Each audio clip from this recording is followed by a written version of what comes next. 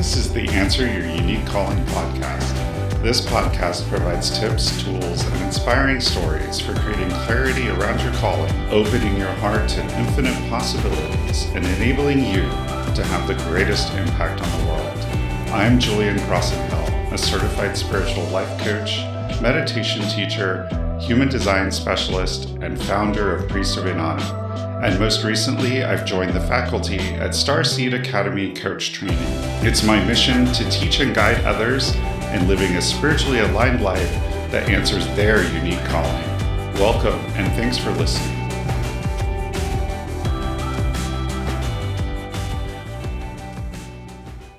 Today on the Answer Your Unique Calling podcast, I want to talk about a subject that comes up sometimes, and that is the haters.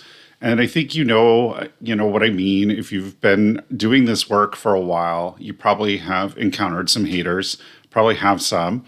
Everybody knows what that means when I say the haters. And so if you have haters and they're kind of bogging you down maybe a little bit, I wanted you to take a moment and just stop and pat yourself on the back. And I know that's going to sound a little strange to be celebrating having haters or patting yourself on the back for it. But if you have haters, that's because you've up-leveled. So most often, I have found that the haters come from the people that you were around when you were at a lower vibe, right? So you had some people, you had some friends, probably one-sided friends. You put in most of the work, right? And you started to raise your vibe. You started to operate at a higher frequency. You started to grow. And the people that were around you weren't growing with you. And probably at some point, you made a conscious decision that you didn't need those influences in your life, right? You probably said no. You probably created and enforced some boundaries. You probably noticed some toxic behaviors and decided that just wasn't really aligned for you anymore. And as a result of it not being aligned, you probably started to put some distance between you and those people who were operating at that lower frequency. And as a result, they're probably giving you a little bit of grief, probably talking about you behind your back, just in general hating on you. Or even worse, you're still hanging out with the haters. You still are allowing the haters to be in your life. You're not enforcing those boundaries. You're not saying no to them. Maybe you're still, calling them friends or counting them among your acquaintances.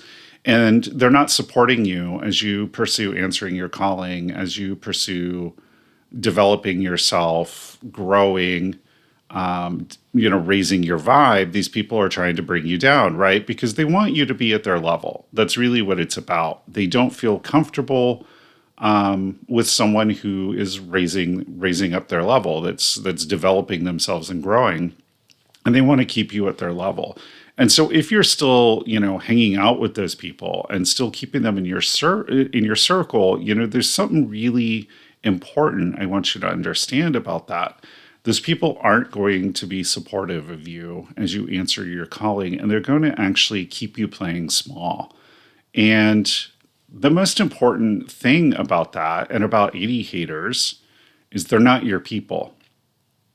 So what I mean by that is, as you're answering your unique calling, you're developing yourself, you're up-leveling, and you're raising your vibe, you're vibrating at a certain frequency. And of course, in human design, we talk about the magnetic monopole, which is housed in our G center, the center of our direction, our purpose, and our identity. And our magnetic monopole is the driver of this vehicle that we inhabit in this lifetime. And it pulls us in the right direction as we move through life, but it also draws things to us. It's how we manifest things in our life. The magnetic monopole pulls things that are aligned towards us. And so the magnetic monopole is pulling towards us the people that we are meant to have in our life. It's pulling our people to us. That's the people that we're meant to work with, the people we're meant to be friends with, the people who knowing them and being in relationship or connection with them is going to teach us something important in this lifetime. That's going to bring an experience or an opportunity to us that's going to move us in the right direction. And so those are our people, the people who are naturally attracted to our energy, the people that are meant to encounter us and through the experience of us, take away something meaningful in their own lives. And so the heaters aren't those people. And so we all need to sort of find our people. And of course, if we're holding on to the haters, if we're holding those people that don't support us, who don't unconditionally love us, who are keeping us from growing, keeping us playing small, if we're holding on to them, we're not making room in our life for our people to come in. We're actually blocking bringing the right people to us because we're holding on to these other people. And so we, really need to set those boundaries, and we need to sort of say goodbye to some of those connections when they don't serve us anymore. And I know that that's a hard process. Okay, so let's say that you've already said goodbye to those people, but they're still sort of giving you some grief. And I've been there. Trust me. I just had a conversation with my own coach about this not long ago. It's kind of hard sometimes and can get in the way of really showing up authentically when you know that you have haters. Because let's be honest, those people don't like you. They're hating on you. They're gossiping. They're saying bad things about you, but they're watching everything you do, right? And that's the irony of it. They say so many awful things about you, or they, are harshing your vibe. But yet they are so envious of your growth, of your development, of what you're doing, that they're watching everything that you're doing. And knowing that those haters are watching it, because you kind of get the sense that they're celebrating when you're struggling, right? It can really get in the way of being authentic. You can really sort of feel like, I can't let them see me stumble. I can't let them see me have a difficult time or struggle with a particular area of my calling, or feel uncertain. Like, that's a really tough one, to feel uncertain about what you're doing, or to have those moments of doubt. And we try to hide those because we don't want our haters to see them. And we don't want them don't want to feel like they're winning, right? But there's a big but there. And that is, when we're not showing up authentically in our authentic vibration and our authentic energy, we're also not creating that vibration that attracts our people to us. And so we're sort of in this no place where we're out there, we've grown, we've raised our vibe, we've up leveled, we're starting to answer our calling, we're moving into a new reality for ourselves. But because we're sort of not really stepping into our authentic core of who we are, and we're not showing up as all of ourselves in an authentic way, the haters are winning anyway, because we're not attracting our people. Our people aren't seeing that energetic beacon. We're not allowing our magnetic monopole to really do its work and draw our people to us. So we sort of end up in this limbo space where we've said goodbye to the toxic connections that we've had and kind of cut the haters out of our lives, but we're not really bringing the new people in either. The people that are really meant to be in our orbit and lift us up and support us and help us develop and continue to grow. And so what do we do when we're in that space? Well, we really have to realize, first of all, the haters are going to hate, right? And there's really two sides of that. And the truth is, the haters who are watching you, who are being jealous of everything that you're doing, that are celebrating when you're struggling, right? Those people, they're giving you energy. They are spending their energy watching what you're doing, celebrating when you're struggling, paying attention to everything that you're doing, and they're sending you this energy. They're giving away their power to you. And so if you are obsessing over what they're doing, are they saying this about me? Are they celebrating that I'm having a difficult time? You are also giving your power away to them. So the first thing that you need to do is reclaim your power. And you reclaim your power by just sort of forgetting about them, They don't warrant your time or attention any longer because their whole purpose is to keep you showing up small. So the first thing you have to really do is reclaim your power. Call your energy back from all time, place, and direction and dimension, and just take back your power. The second thing is you've got to let go of this fear of being authentic because other people are watching and maybe celebrating when you're having a hard time. Everybody struggles. We all have our bad days, our rough patches, all of these things. And if we're showing up inauthentically, if we're acting like everything's fine all the time, we're not really being true to ourselves. We're not being true to our design. Each of us has areas in our human design that we struggle with. We have areas that we fight around conditioning with. We have areas, that cause us a little more difficulty than others, and that's okay. But if we're denying those, if we're trying to hide them or sweep them all under the rug, we're not really showing up as our whole self. And if we're not showing up as our whole self, we're not attracting the right people to us. So the first step is, reclaiming that power. And part of the way you reclaim that power is by really showing up as your highest, loudest, most beautiful, unique self, even when you're having a difficult time. And it doesn't have to be overly dramatic. I mean, social media has kind of blurred the line of how much we should share sometimes. And you don't have to share every difficulty that you have. But you do need to sort of be authentic, that maybe like, hey, I'm really struggling with getting this out there. I'd appreciate it if y'all would share it for me. Or, you can share that you're struggling in an area without really oversharing and without really worrying about what the haters are doing. And the act of doing that is a powerful ritual of really taking your power back from those people, of saying, I'm not sending my energy to them.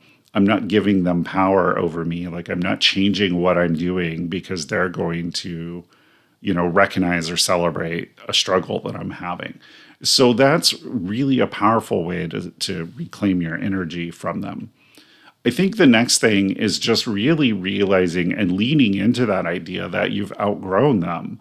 There's a reason that there were people that were in your orbit and in your life, and that now they're haters. Now they're, not supporting you, not wanting you to succeed. And that most often is because we've grown, we've developed, we've up-leveled. And so just taking a moment to really celebrate that is really critical. And then finally, I think, the best way to really, I've always said the best revenge is to live a good life. And that's really true in dealing with people who are hating on what you're doing, hating on where you're at, is to, just really focus on continuing the work that you're doing, continuing to up-level, continuing to grow, leaning into answering your calling and really showing up as your biggest, most beautiful, most unique self. And that's really important because answering your unique calling is not going to be easy all the time. And there are going to be people that dislike what you're doing. There are always going to be haters. There will always be people who want to be small and want other people to be small with them. There are always going to be people who want to drag you down into the muck with them. And if you're going to really answer your calling, if you're really going to lean into your soul mission and doing it, you're going to have to get used to the fact that, you're not always going to be popular. Not everybody is going to like or agree with what you're doing. And that's fine. You don't really report to them. You came here with a certain work to do. You came here with a soul mission, and that's really none of their business, and you don't report to them about it. So, do what you need to do and put that first and allow your people to find you.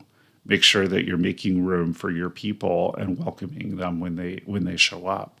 So, I just really can't stress that enough, that, I talked about this a little bit In a prior podcast, I think it was the last episode, we talked about spiritual leadership. And one of the things I said is leadership can be hard because, we always want to be liked and we always want to have friends.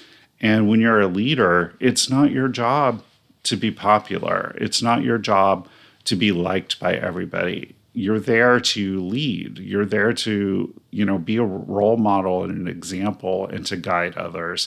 And I think everyone who answers their unique calling is called to also be a spiritual leader and a role model.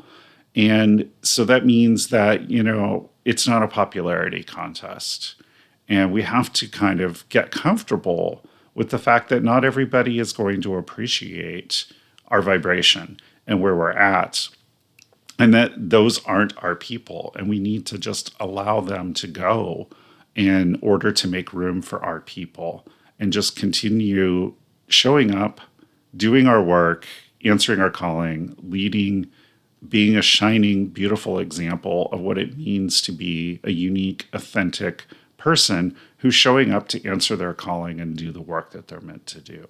So that's my piece on talking, dealing with the haters. We've all been there. I know that it can be a struggle and at times it can feel really overwhelming. But remember, they're not your people. You've got to make room for your people and keep showing up authentically so your people can find you. Bright blessings. You can find me on the web at priestofinanna.com.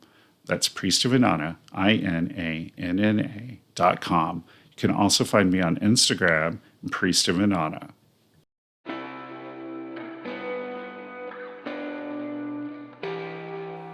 Are you a soulpreneur? You've answered your unique calling by starting a spirituality-based business. Maybe now you find yourself overwhelmed. There's so much to do for your business and so many things you've never done before that you need to learn how to do. With an ever-growing to-do list, you may feel like you'll never get everything done. Decisions become complicated and you may feel like you need to work all the time. Even worse, our old friend imposter syndrome hooks his head up. You struggle with your pricing, and every business coach on the planet wants to sell you a marketing system. I've been there. It's why I've created my Soulpreneur Energetic Success Program.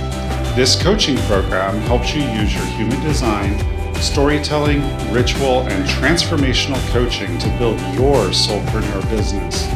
Discover how to make the best decisions for you, how to find the most aligned action to take, overcome imposter syndrome, confidently charge what your services are worth, and move forward with ease and grace. Visit my website, www.priestofinanna.com, to schedule a free intro call.